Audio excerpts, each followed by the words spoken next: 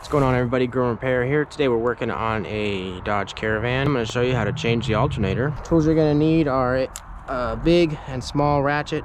The flex head came in kind of handy. A 13mm, 15mm, 15mm wrench, 8mm long socket, deep socket, and a 10mm socket.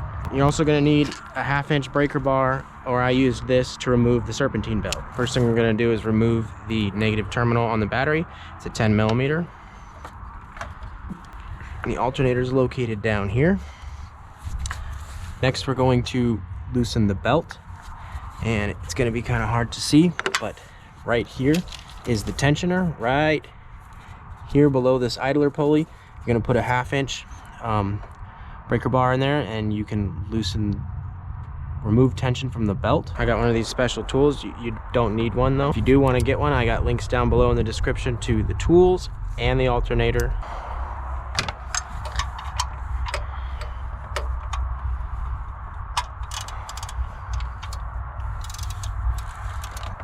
All right, it's hooked on there. You can kind of get a better idea where it's at. I'm going to push it away from us and remove the belt. And there's 3 bolts holding the alternator on, 2 on this side and 1 right here down next to the dipstick tube. The alternator bolt down below is a 15mm. And just reach down there and you can get it. And then the other one here, I got a real slim wrench, socket wrench. You're probably gonna have to use a regular wrench or a ratcheting wrench down on that one there. It's a 15mm also. We're gonna pull the plug on this EGR valve here. And this is a 13mm holding the battery cable to the alternator post. Gonna remove that.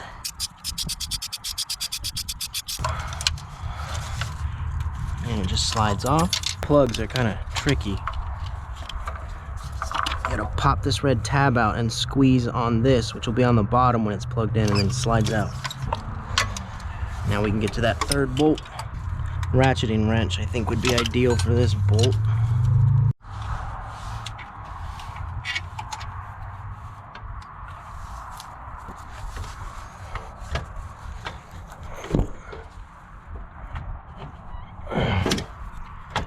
Now we're going to wiggle the alternator a little bit out of the way, remove the EGR valve. There's going to be 2 10mm holding it to the motor, and we got to remove this tube here with 2 8mm. You don't want to lose the gasket in there.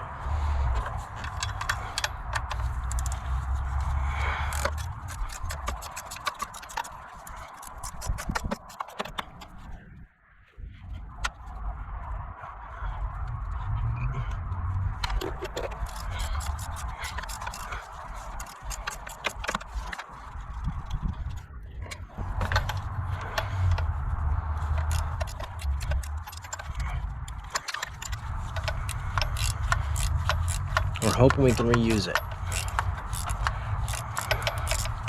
But there'll be a link down below if your gasket's no good or if you just want to replace it.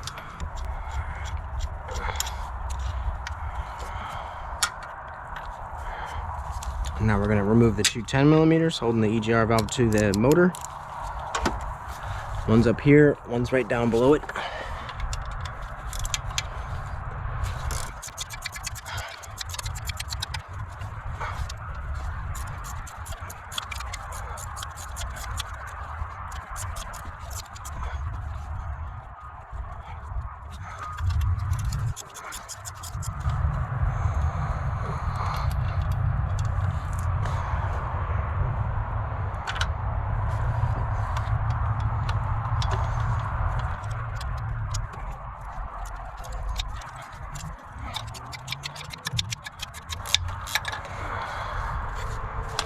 There's the gasket. Still looks good. This gives you a better shot of the bolt here. There's going to be a gasket here in between that and the motor also.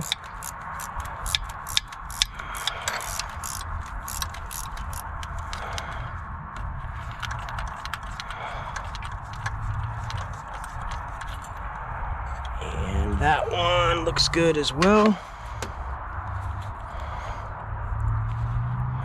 Make sure there's no buildup in there of carbon. right, now we can lift the alternator out.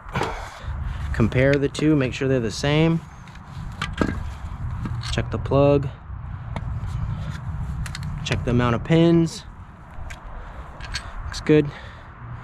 Gonna just move these bolts over so we know where they go.